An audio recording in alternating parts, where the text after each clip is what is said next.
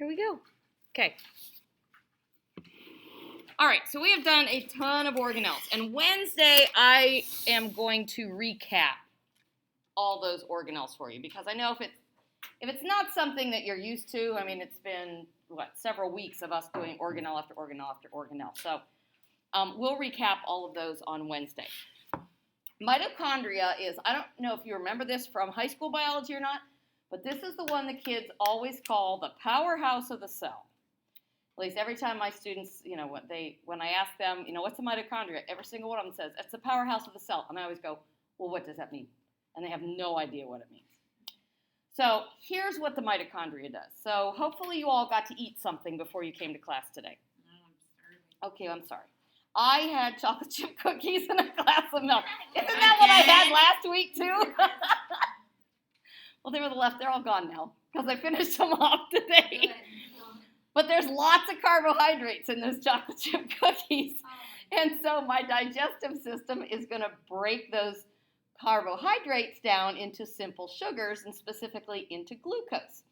Well, then what happens is the mitochondria takes the glucose from so now that sugar right now is in my bloodstream, and that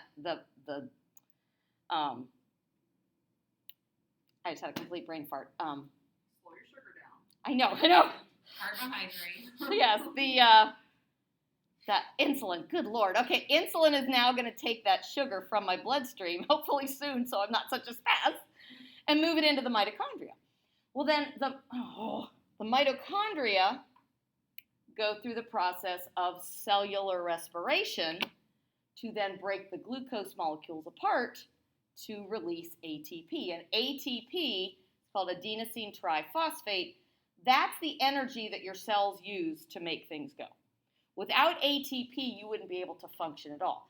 So really, that's the whole reason we eat food, besides the fact that those chocolate chip cookies, because they were homemade, were delicious. But we need the food to get energy so that we can function. And so that's what the mitochondria do. This picture is just an actual picture of a mitochondria. Woo, that's pretty exciting, I know.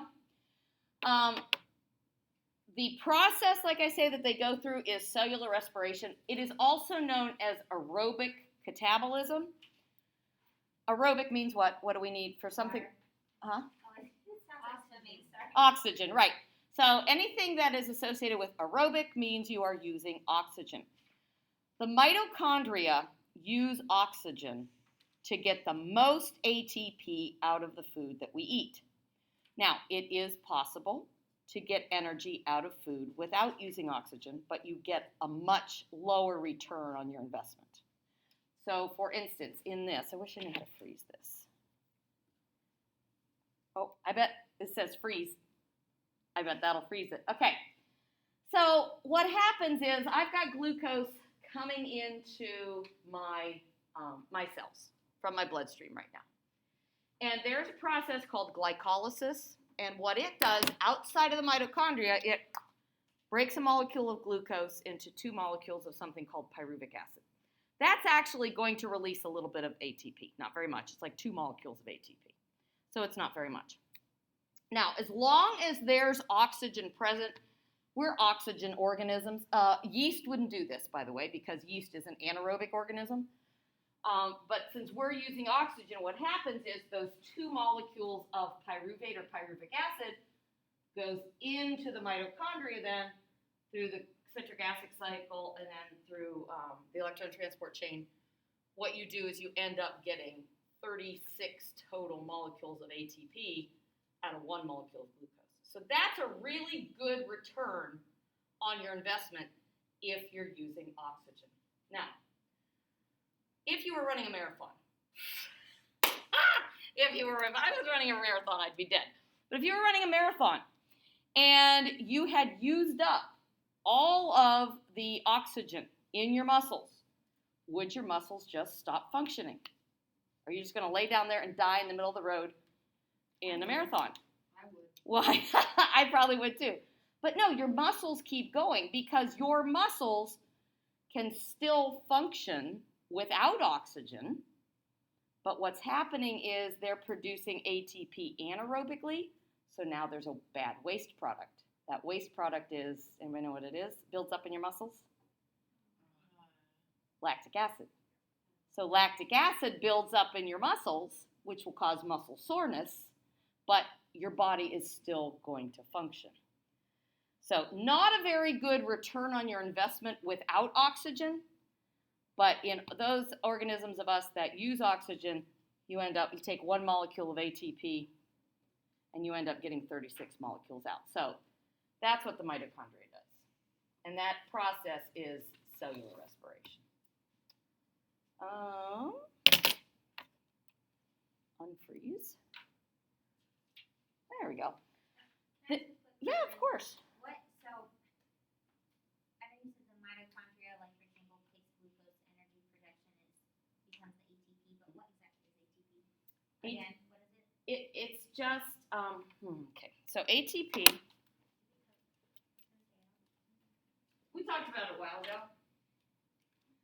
There's a sugar molecule and then 3 phosphates.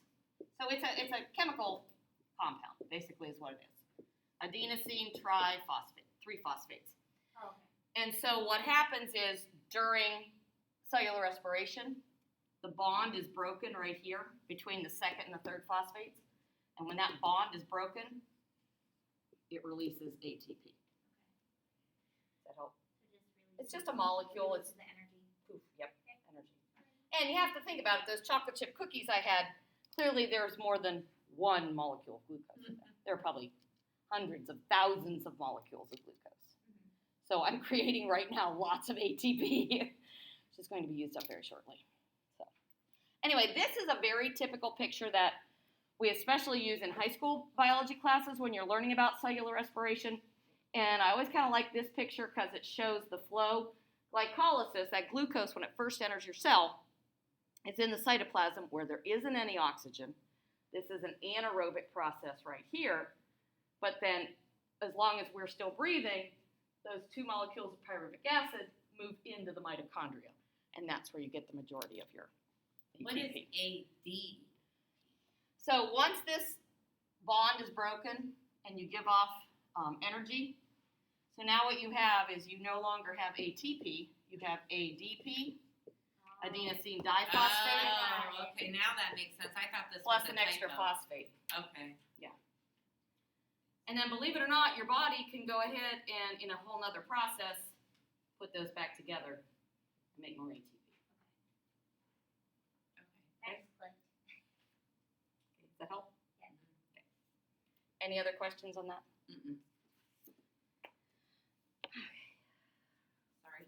No. This whole test scares me. It'll be all right. I'll pare it down for you. It'll be fine. I will say that it's a lot of material. It's a lot of material. I promise I will make it a little more user-friendly. All right. So if this is what I just said about if we were running a marathon. So if oxygen is not available, the pyruvic acid, pyruvate, which was the same thing, cannot enter the mitochondria, and then that's when it's converted into lactic acid.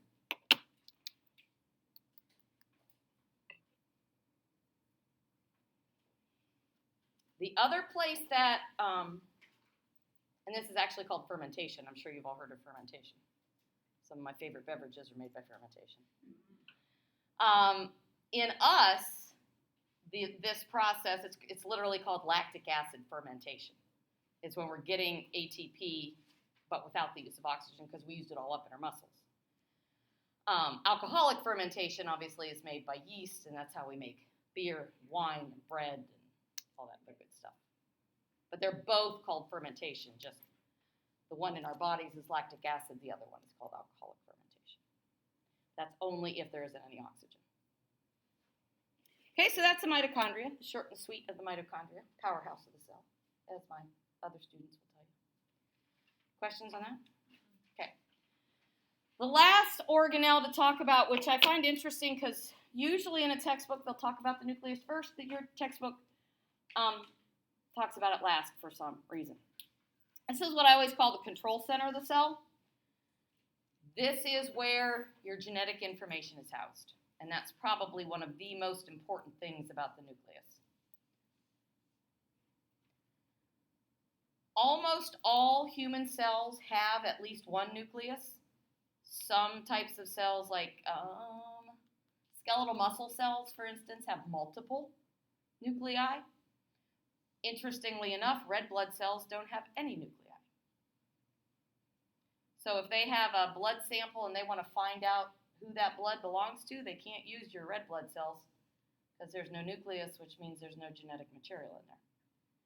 They'd have to use white blood cells, or a lot of times there are just other skin cells in there that they could use, but no nuclei in red blood cells.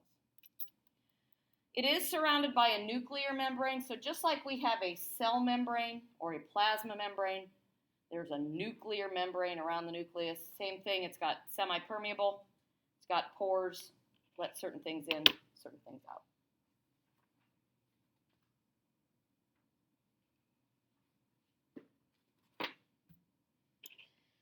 Inside the cell, the fluid part is called cytoplasm. Inside the nucleus, we just call it nucleoplasm.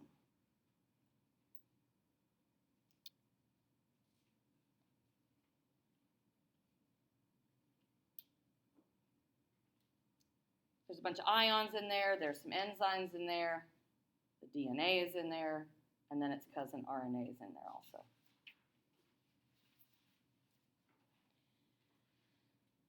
And then there is one other organelle inside the nucleus. Oops, must have missed it. There it is. It is called, a single one is called nucleolus. This is multiple nucleoli. A single one would be nucleolus.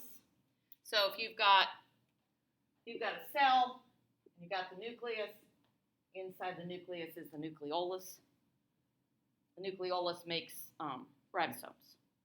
And then the ribosomes can leave the nucleus through pores and either go out into the cytoplasm or go to the ER.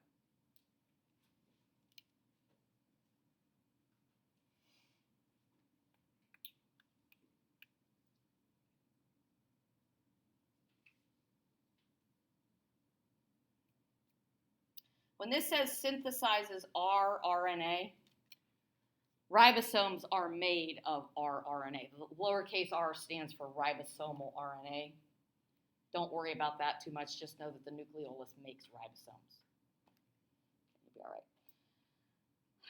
Now, the other thing that is, mentioned this, your DNA, your genetic material, is in the nucleus.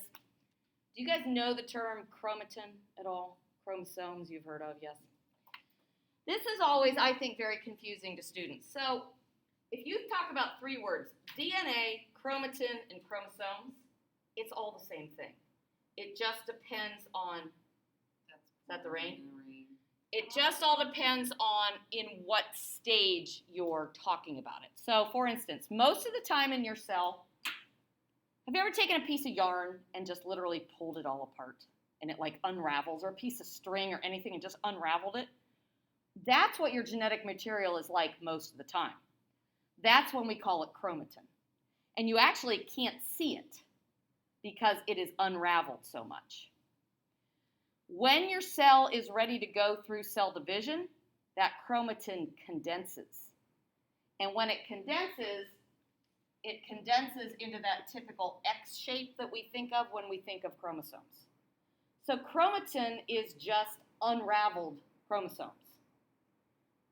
And it's all made of DNA. So those three terms are not different from each other. We just use them kind of for different reasons. So chromatin and chromosomes are made of DNA. Mm-hmm. And chromatin is just unraveled chromosomes. And the only time that the chromatin condenses so that it looks like a chromosome is when the cell's ready to divide. Other than that, it's unraveled.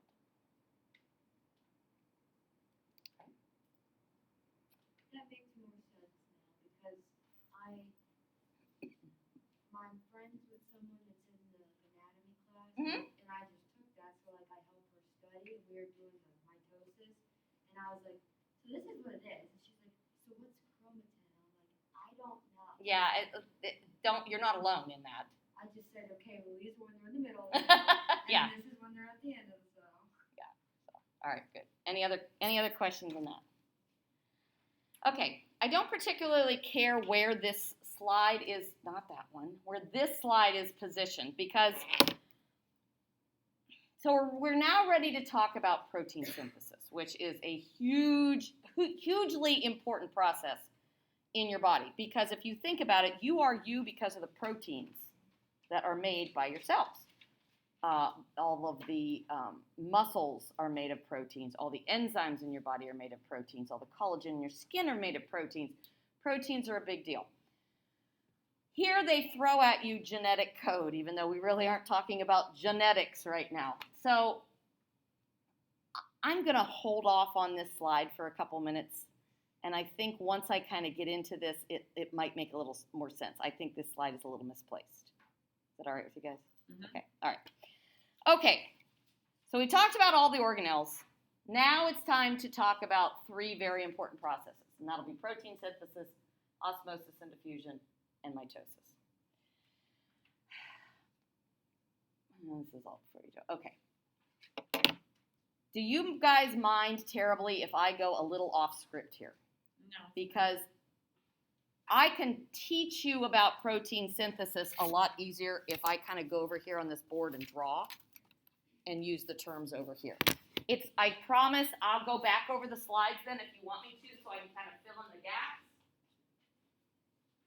But I think sometimes some of these slides can be a little too wordy and I can really pare this down for you if you guys don't mind too terribly.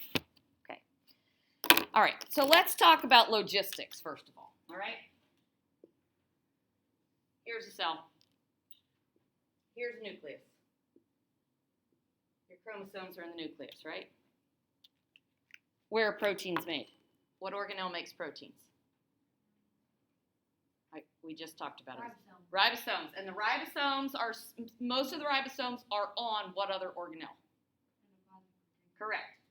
So here's the endoplasmic reticulum. And here's the ribosomes.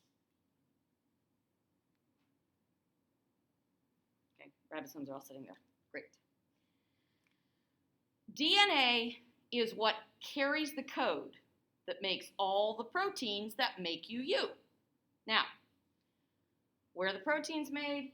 On the ribosomes. Are the ribosomes in the nucleus with the chromosomes? No. Is DNA allowed to leave the nucleus? No. So somehow or other, we have to get the message for making proteins from the DNA in the nucleus out here to the ribosomes.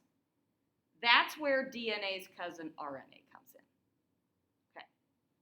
So let me make this a little bit bigger. All right, so let's say that I've got a DNA molecule. There is an enzyme called RNA polymerase, and I think that's on one of the slides here.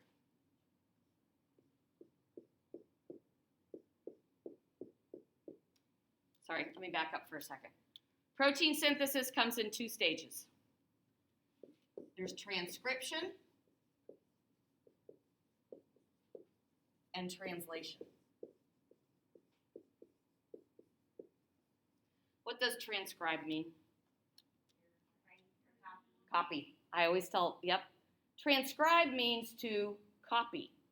The first stage is called transcription because we're going to copy the code for making proteins from DNA and get that code out to the ribosomes. That's all transcription is.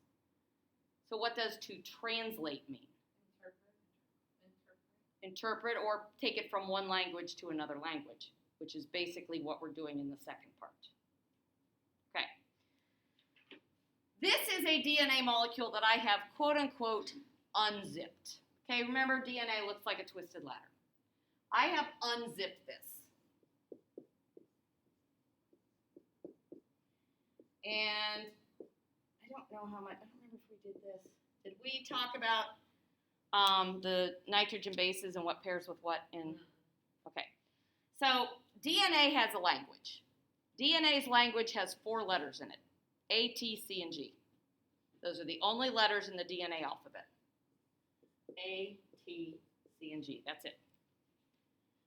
A always pairs with T, T always pairs with A, C always pairs with G, G always pairs with C.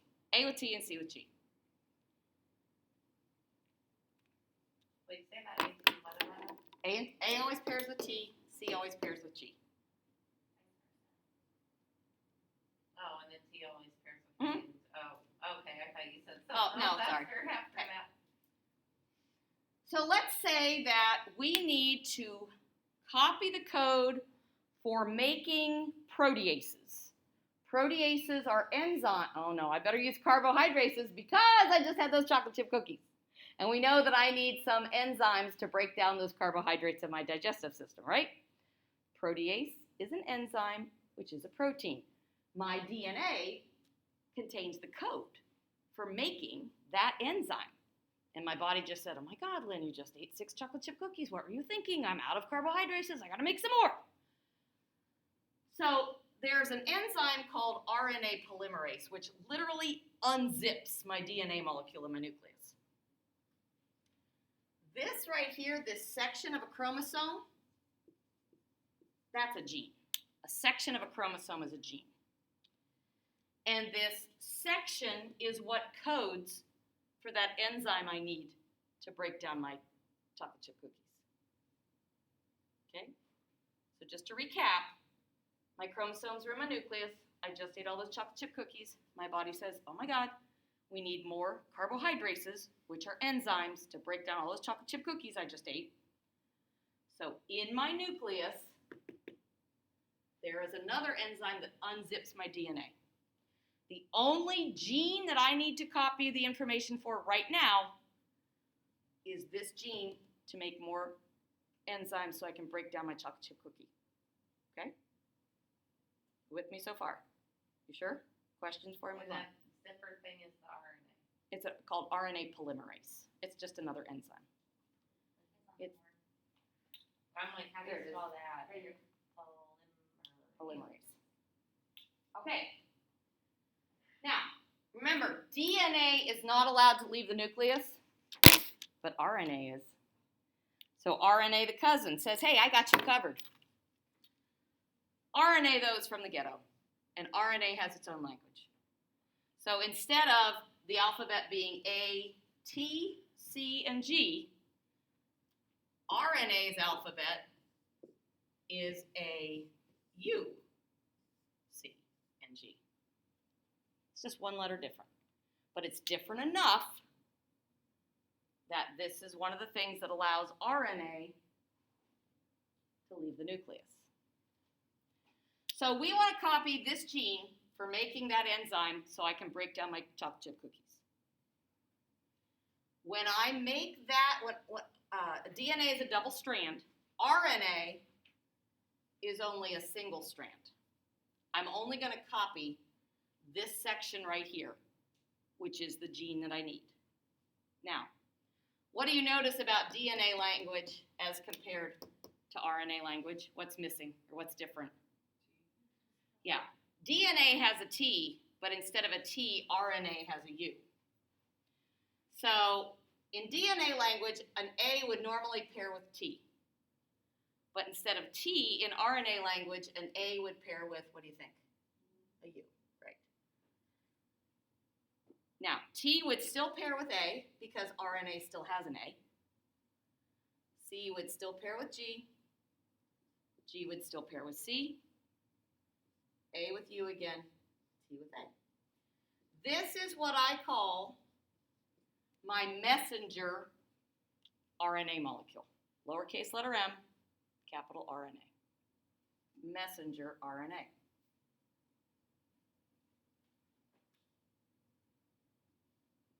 Okay. So that all just happened in my nucleus. I'm sorry, what? That's the one that leaves the nucleus, right? Correct. Right now, this is all happening in the nucleus. Bless you. But now that it's done, DNA molecule can zip back up.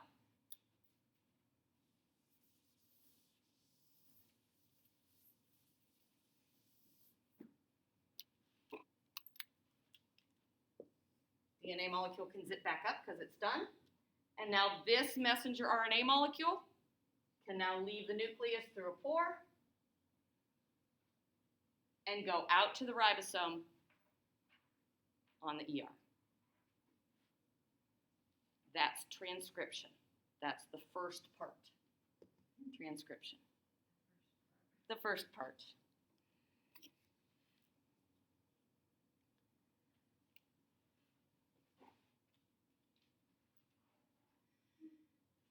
Okay, this in your slides,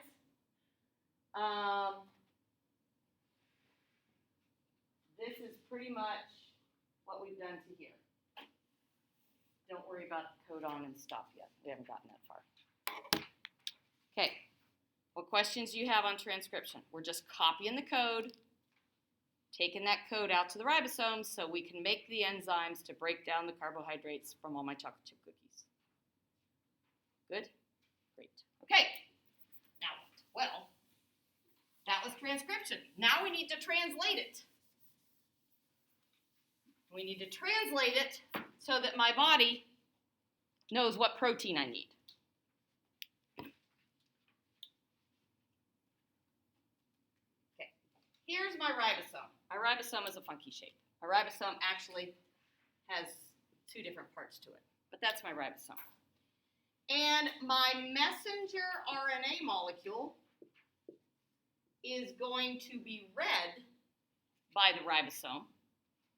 It kind of threads itself through the ribosome.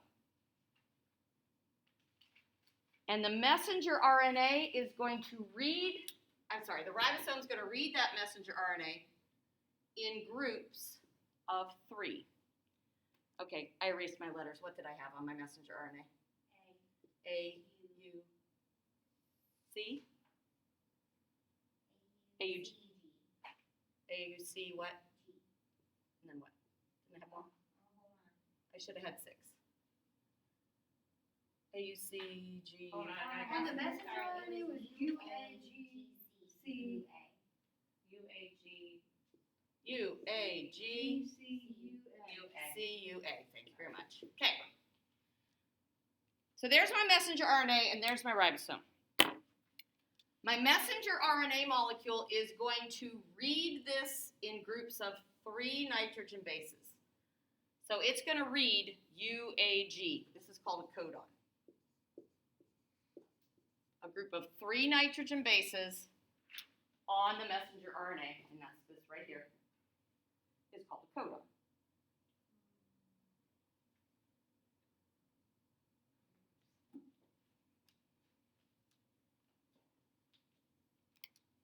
What's it do with that? Well, floating around in the nucleus, there are these funky things called transfer RNAs. We've had messenger RNA. We had the ribosomes are made of ribosomal RNA. Now we have a transfer RNA. And every transfer RNA has an amino acid on it and what we call an anti-codon. So in other words, it's going to be the match to a codon. So if the codon is UAG, the anti-codon will be AUC. If a codon is CUA, the anti-codon will be GAU. It's just the opposite. It's the pairs. So anti-codon is the same thing as a transfer RNA. Anti-codon is on the transfer RNA. This whole thing right here is a transfer RNA. It's got an anti-codon plus an amino acid.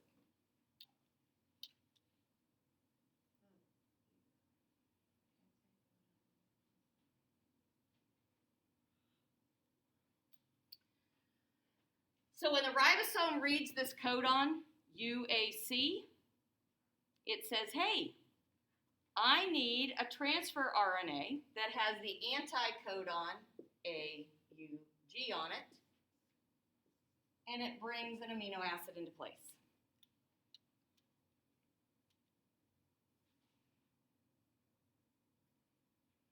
That transfer RNA just stays there. Ribosome moves on. reads the next group of 3, calls for a different transfer RNA with a different amino acid to bring in another, or with a different anticodon to bring in another amino acid. This is how you build a chain of amino acids. Once we've got 2 of these, a peptide bond forms. And those amino acids are now bonded together. This transfer RNA says, bye-bye, you don't need me anymore. And it floats away. So once you have 2, Yep, once 2 come into place, peptide bond forms. And then it just keeps growing by this same process and growing and growing. Until you actually come to a codon that, believe it or not, says stop. There is one of these groups of 3 on a messenger RNA that says, we're done, good, that's enough. We have enough amino acids to make the enzyme that Lynn needs to break down those chocolate chip cookies. And at that point, when you have a whole bunch of amino acids together like this, oops, sorry. When you have, is that still recording? It is. When you have a whole bunch of amino acids together like this, it's called a polypeptide chain.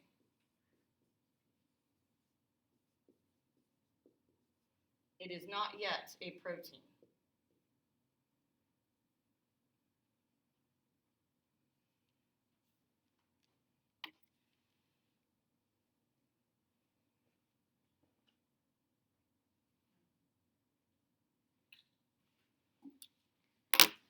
It becomes a protein after it folds into some real funky shape. Proteins are folded. You've got this long line of amino acids, and it literally folds itself into some weird shape. That's when we call it a protein. So hopefully right now, those proteins are in my digestive system, breaking down all the carbohydrates from all the chocolate chip cookies I ate. That's a lot of words. I wish that whoever made this up just made it A, B, C, D. I don't know why. Why did it have to be those letters? I mean, those stand for something, right? They do. Adenine, cytosine, thymine, guanine. I'm glad I asked. No, I'm not. That's fun. Okay, let me show you a short little 4-minute video. I wanted to do this first so that you were sort of kind of knew what's going on. I think when you see the video, this will make a little more sense. And I could be completely wrong on that, but I think it should. Yeah. Well, and that's like I said. what happens after the polypeptide chain? Then what? Then it folds, that polypeptide chain folds into a shape. And that shape is then protein. Proteins are folded into, they become funny shapes.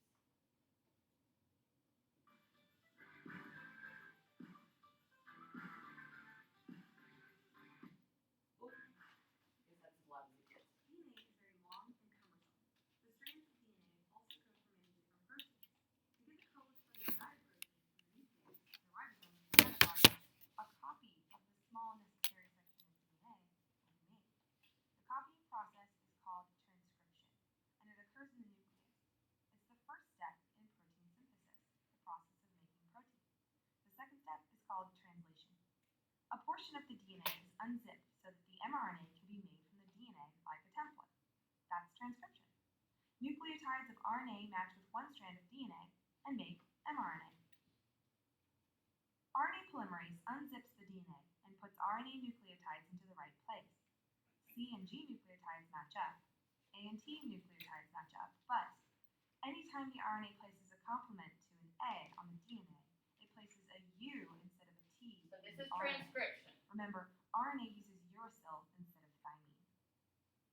So, if the DNA strand looked like this, the complementary mRNA strand would be the complement, but each time there would normally be a thymine, there's a uracil in its place. The mRNA also doesn't copy the entire strand of DNA. It only copies the portion of DNA that codes for the protein it wants at the time. In fact, most of DNA doesn't code for anything. Only about 2% of it codes for protein. So this small section of coding DNA has a start and stop signal. After the mRNA is formed, it moves out of the nucleus through nuclear pore and goes into the cytoplasm. Remember, there are 3 different types of RNA. The purpose of the mRNA is to get the protein code out of the nucleus without pulling the DNA out of the nucleus. Then the mRNA will need to find a ribosome in the cytoplasm. Ribosomes can be found on the rough ER or floating in the cytosol. mRNA is read 3 bases at a time, and these 3 bases are called codons. Now, the ribosomes are made of protein and RNA, and the ribosomes are the protein-making machines that read the mRNA code and add the correct amino acid using tRNA. Remember, tRNA stands for transfer RNA, and that's because its purpose is to transfer the right amino acid to the ribosome to build the protein. The tRNA has an anticodon on one end, which will match a specific codon on the mRNA, and has a specific amino acid on the other end. Together, these 3 parts will make translation happen. Translation occurs in the cytoplasm of the cell wherever there's a ribosome. To get translation started, mRNA attaches to a ribosome and a start codon must be read. It's usually AUG. And I remember that school starts in August, and that helps me remember AUG. The first amino acid is brought in by tRNA. The anticodon on tRNA matches up to the codon on mRNA. Then the next tRNA molecule moves in and matches up with the mRNA codon. This time, the amino acids form a peptide bond and link together. Then, the first tRNA can detach, and the mRNA shifts through like ticker tape, and the next tRNA molecule can come in.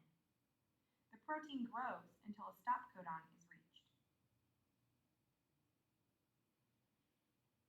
Once the stop codon is read, the protein is formed and ready to finish folding to become functional.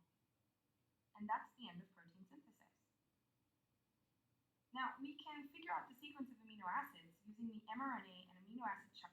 This will confuse you. I have an easier one. Yeah. Okay.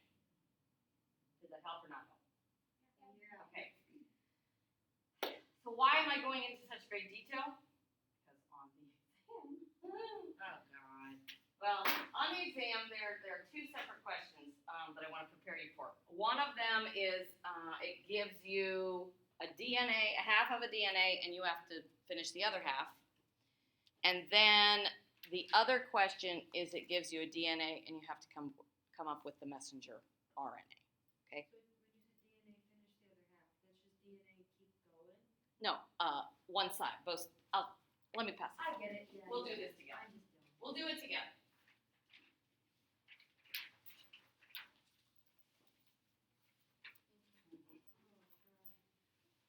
Well, I don't want you to look at that question and go, oh my God, what is this?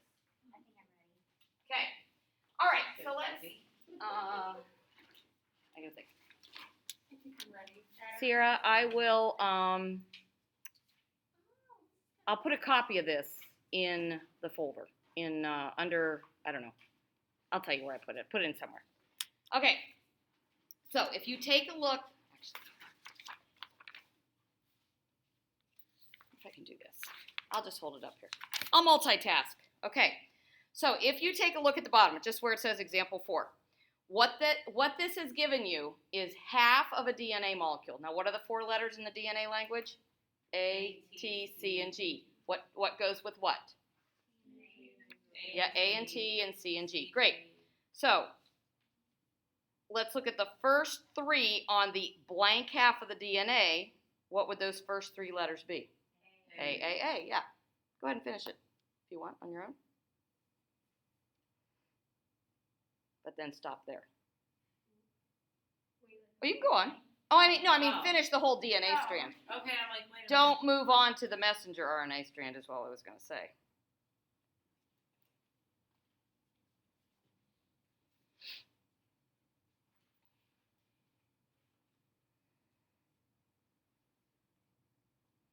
Okay, good, easy, right? I think. All right, well, I guess What we'll it find is. out. Shall we do it together? Are we ready? All right, so let's start at the beginning. So it will go A,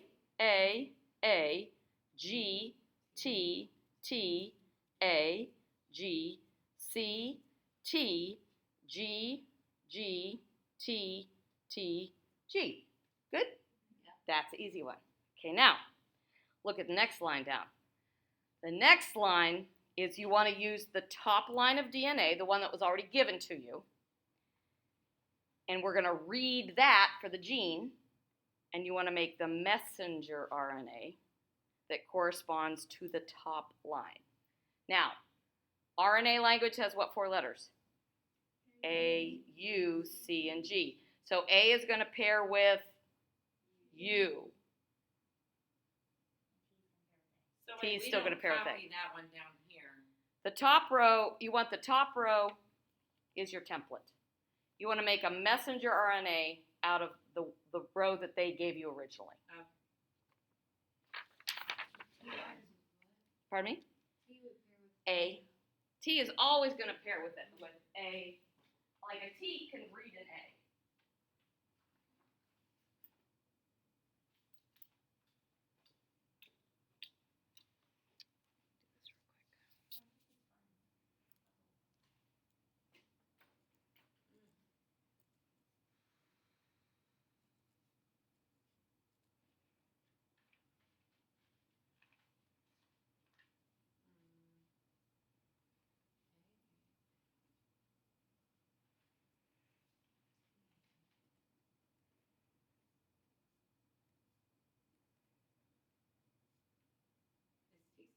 T's going with A. There are no T's in RNA.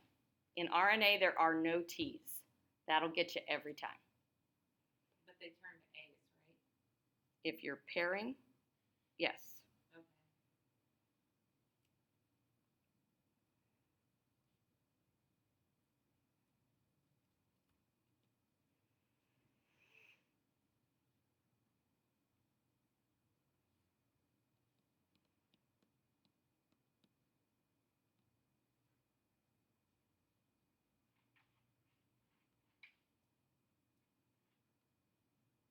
Are we ready?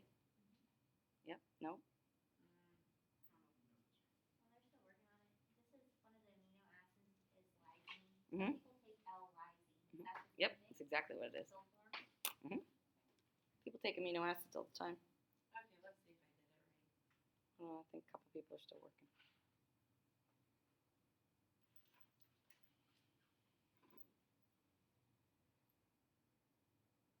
Cheryl, how's your son? Good. Oh, well, yeah, that's what they do. And you're breaking out the Christmas leggings. Oh, you do it. I've already been watching Hallmark movies. Oh my gosh, no, no, no, no. All right, here we go. The messenger RNA. What's the first 3 you have? A, Yep, AAA. Then what have you got? G, Uh-huh. U, Yep. A, G, C. T. No T. Oh, U. U, G. G. U. U. G. Good?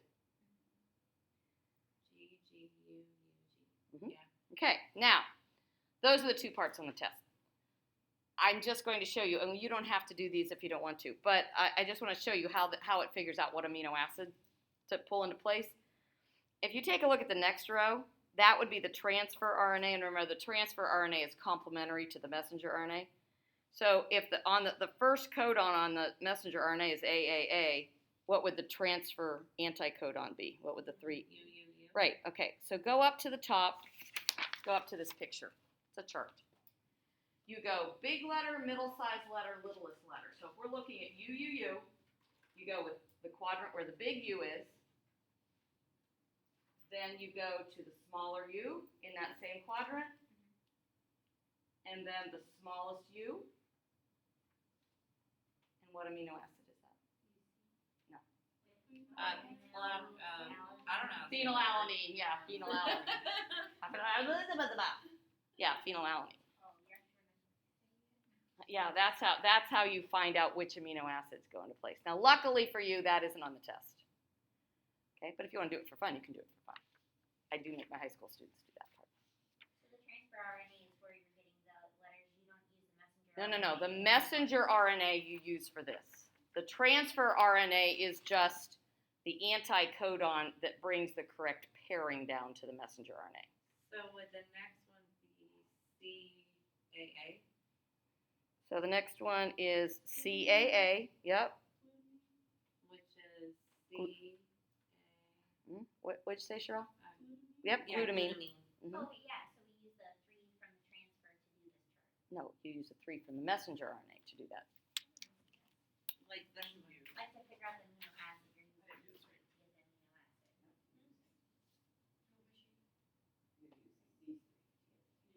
Oh my God! You know what I just did? What? I just told you what I just did it wrong. You Use did? I did. Use the 3 on the amino acid. My fault. Oh no, so Back this up. isn't right? No, I was wrong. Where? But this is how they create the amino Yeah. acid. Okay. So that isn't You know how many right? mistakes I made to make. All right, everybody, time out. Use the messenger RNA for the amino acid. So the first one is AAA. What is that? Lysine. That's lysine. Yep, I'm wrong. My bad. Oh, Never do A, that. Never do A, that. It's fine. A, It's just okay. like- No, Yeah, I that was makes wrong. more sense. And then the next one is, what is that? GAA or GGU. GUU, which is valine. Yes, I'm so sorry. Wait, what? Wait, No, I goofed. I goofed. we gotta do this over. Use the messenger, right? Use. I'm so without Give me it. that, let me see what you're doing. Here, she said, so she was showing us, but what, That, it's this is T, what. tRNA and mRNA are actually making the amino acid, but when you pick the name. UUU is just messenger, free so it's right AA, now. AAA is lysine. So that is on right. test. Yeah, that top line's right, this second So line you don't is wanna right, understand that. but you're using these letters to pick the amino acid, not these ones. What did I You're using these Yes. letters? Well, okay, so I got this. I'm good here. Okay, good. Okay, T but pairs with A. So she didn't really teach us wrong. Yes, It still understands. these are letters. yeah. And it really is. Yes, using the mRNA. So it'd be Those G- are the letters that actually use the amino acid, not Yes, just going the down top. here. So the next one would be Valley, We're gonna Yeah. get that. GUU. and the other one was lysine. She's like, I'm done. I'm sorry, guys. G with Q. C with G. A, G, G with C. and the next one's serine. U. Which one are you on the fourth one? The third one. Serine. Sarin. Yeah. A with U. A with U. And then I can read it like 3 times. And then it got better. But it has to be tonight by midnight. There's no way to make it. And that is your, That's what you use for. Yes. I do the codons using the original codons. But all of my other tests. That part isn't on the test. Okay. I just want to show you how it works. I am so sorry I messed that up, guys. This is the other kind of chart there is. This is the original one. I like the round one better, but this isn't on your exam. I just kind of want to. You do have to finish a DNA molecule and then make a messenger RNA molecule. Okay? Oh shoot, I lost Sierra again. So just to recap, Yes. messenger goes from the first strand of DNA. That's how you make that, right? Yes.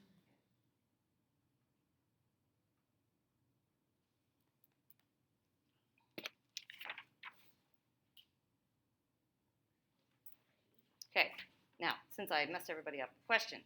Are we good? Are we good up to the point where I screwed everybody up? Sorry about that. All right. You guys did well. Protein synthesis it's not easy. It really isn't. Now I remember why in high school she gave us a whole sheet of these, Uh-huh. the whole thing, and you had to sit there and read all of it. Yep. This is stupid. Yep. I like this better than the other stuff we learned. Which other stuff? Everything else. Oh, okay. All right. Everything. Okay, it is 7:24. Wow. Huh? 20 minutes. We have 20 minutes. Let's do osmosis and diffusion. We'll say, and then I think your brains are going to be full. And then we'll save mitosis and exam review for Wednesday. How does that sound? Sound good? Okay.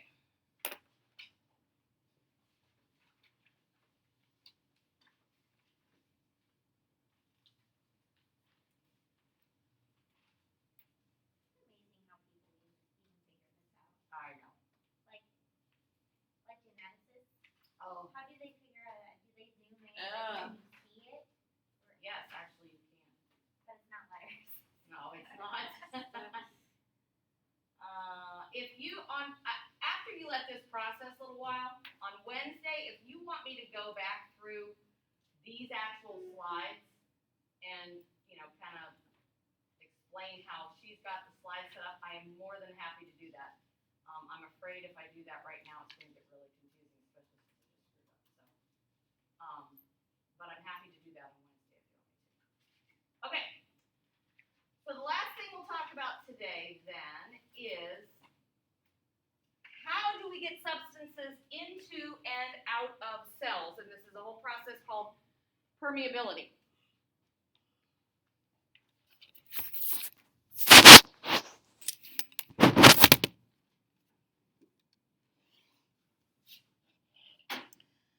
The biggest thing to remember here, and I will tell you on the exam, the difference between active and passive transport.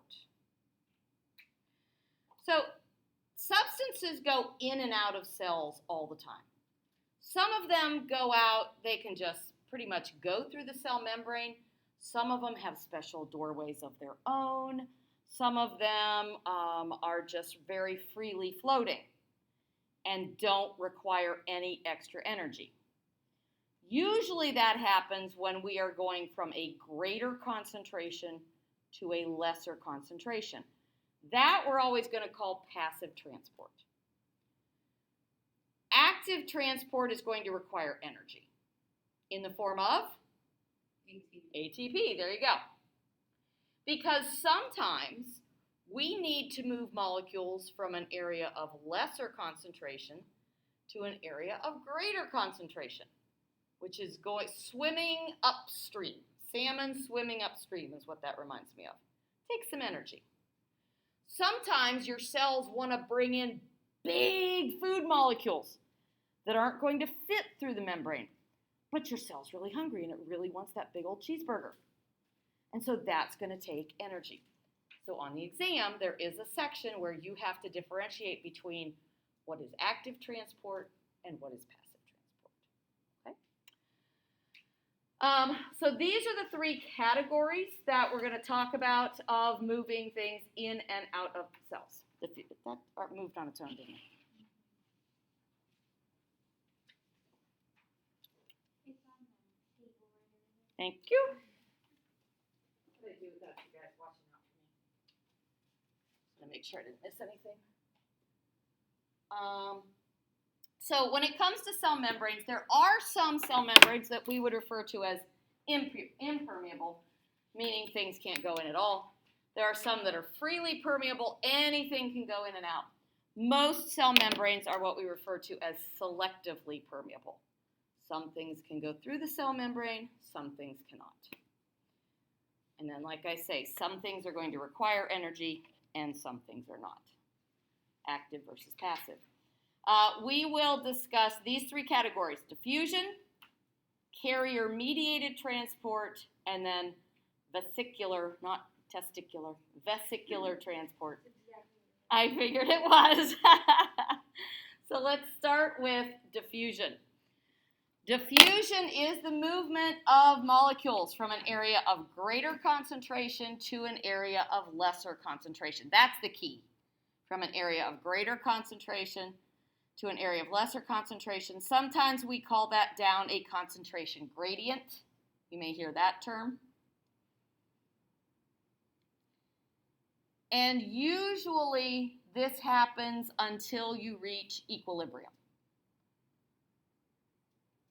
Now, once molecules reach an equal amount inside and outside the cell, that doesn't mean that they quit moving altogether. They still kind of flow back and forth. But like, you know how right now in some of the stores we have a maximum capacity of 10 people or whatever? And you can't go in. If there's two of you, you got to wait for two people to come out and then two of you can go in. Yeah, that's what happens once equilibrium is reached. Molecules are still going to move in and out. And this is entirely passive. No energy is needed because we're going from an area of greater concentration to an area of lesser concentration.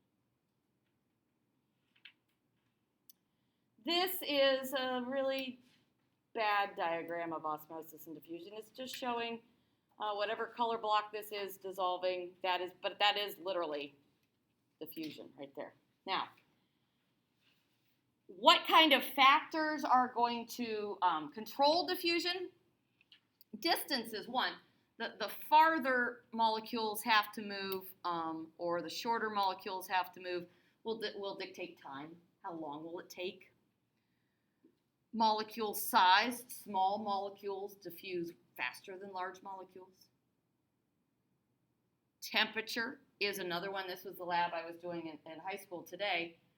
We were doing a sugar diffusion lab, and half the class had to do the diffusion lab in hot water, half of them at room temperature, and then we have to compare the results. Well, hot water is going to make the molecules diffuse faster than cold water. Don't worry about number 4. Don't worry about 4 and 5 for now. We don't need to worry about those. But these are all different things that are going to influence how well diffusion takes place, how fast diffusion takes place, things like that. Simple diffusion is a lot of things can literally just pass through the membrane. Alcohol can do it, fatty acids can do it, steroids can do that, and that's because the cell membrane is a phospholipid bilayer. Remember that? So anything that is lipid soluble can literally just diffuse straight through the membrane. Doesn't need a special door, doesn't need a password, doesn't need a key, just slips right in.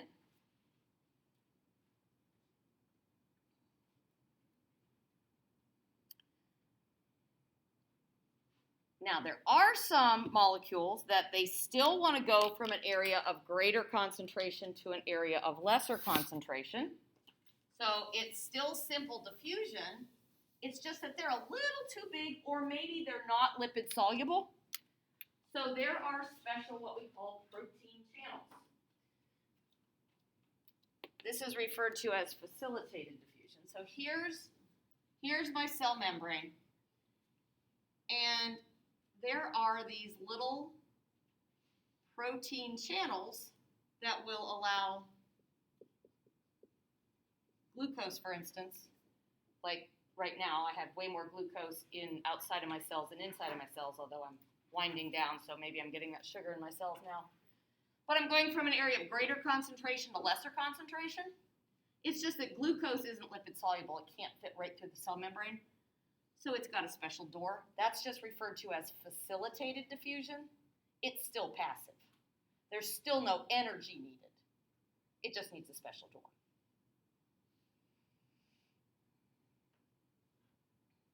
Osmosis is just a special type of diffusion. Osmosis is just the diffusion of water from a greater concentration to a lesser concentration. So we just give water its own special category called osmosis. Still passive, still going from an area of greater to lesser concentration. Doesn't need a special door. It's just passive. So there's plain old ordinary diffusion. There's osmosis, which is the diffusion of water. And then there's facilitated diffusion, which are all passive. None of those require energy.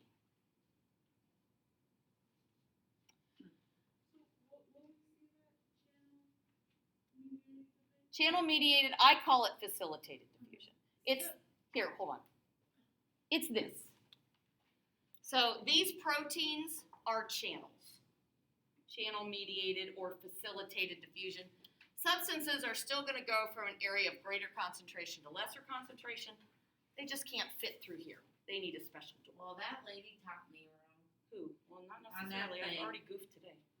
No, that other thing, she told me that the middle thing with the arrows is the channel facilitated diffusion. That's the same. That is It facilitated. is? That's Even though it facilitated. doesn't have those doors?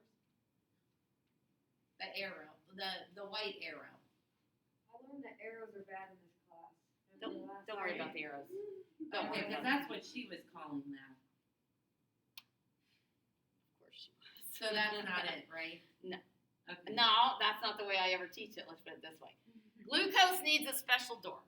Okay. It's got a protein embedded in the membrane. I'm grading this one, remember? Yeah. Glucose needs a special door. Glucose needs a special door. It's still going from an area of greater concentration to lesser concentration. The word facilitate means what? Help. Yeah, to help. That's literally all it is. This is just a door to help get it from point A to point B. Now, glucose isn't the only.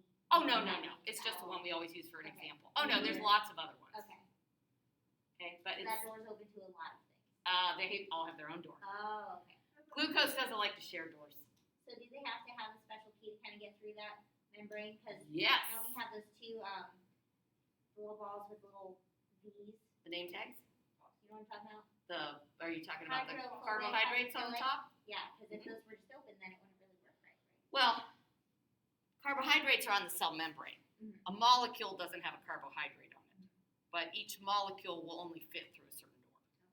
Okay. Okay. But it's still going from greater concentration to lesser concentration. Still doesn't need energy. But everything that needs its own special door has its own special door. We don't share doors. Molecules don't play nice together. They didn't learn that in kindergarten. Organelle kindergarten. Cheryl, what did you ask me? It'll come back to you. It'll come back to you. Okay. Now, don't worry about this. What time is it, somebody? 36. 36. Okay. With regard to osmosis, there's something called osmotic pressure. Osmotic pressure is how hard does water push against a cell membrane.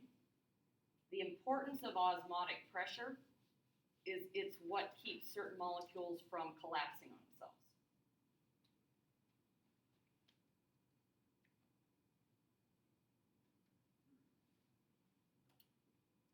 The other thing osmotic pressure will do, as water molecules are pushing against the cell membrane, it can literally keep any other molecules from entering or leaving.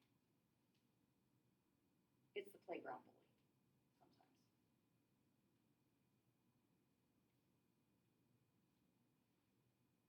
Keeps other what from entering? Any other molecules from entering or leaving the cell.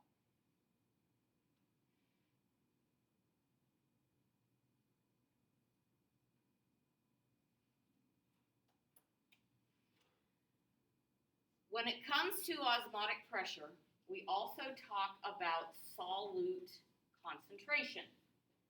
So in other words, some water solutions have a lot of solutes. Some water solutions don't have very many solutes.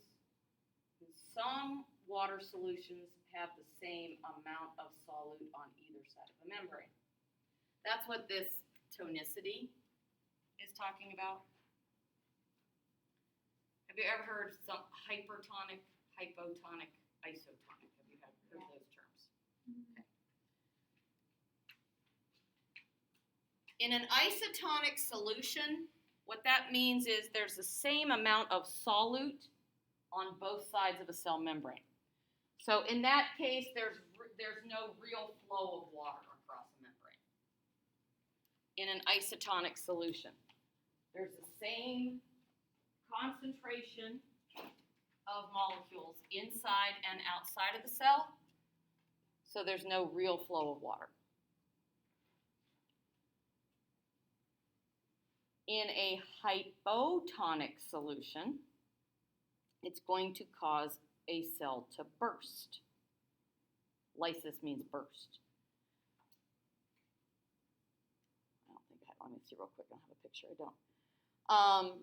Because hypo means less or under, means there's going to be less solutes out. There's going to be less solutes and more water. So water's going to go from an area of greater concentration to an area of lesser concentration. So water is going to flow into a cell, make it swell up, and make it burst.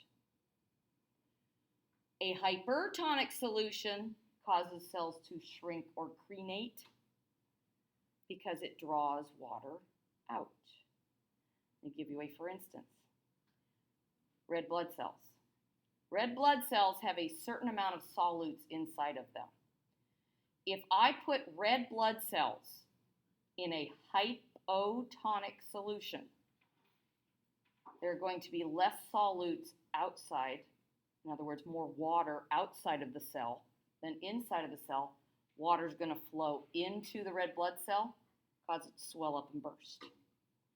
If I put red blood cells in a salt solution, where there's actually going to be more water inside a blood cell than there is outside of a blood cell, water is going to flow out of the blood cell and it's going to shrink. I just had a thought, is it like when kids or people have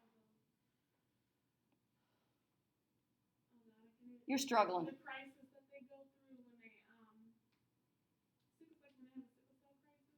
Is that what happens? No, sickle cell has more to do with carrying oxygen than it does with Okay. with water. Without water, okay. Yeah. Yeah, it's So it's shrinking, Yeah, and it's the it's shape not of the cell. leaving, it's shrinking. shrinking, but it shrivels up and then it can't function anymore. Mm. Did you ever put? I'm gonna kill her. Okay. What? Moving on. Okay.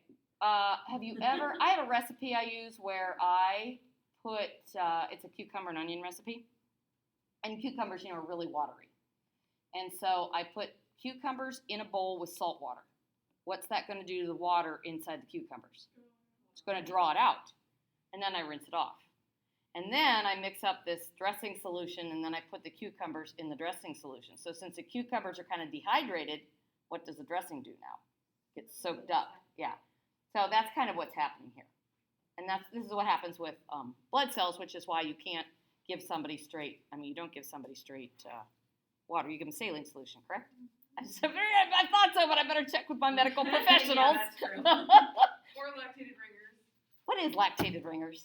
It has more like nutrients in it than just salt. They give that to people that are preparing to have surgery. Gotcha. Because they need the nutrients? Right. Gotcha. Thank you. So yeah, so that's why you can't, if somebody needs a transfusion of any sort, or you're just trying to give them fluids to keep them alive, you don't give them straight water because their red blood cells will swell up and burst.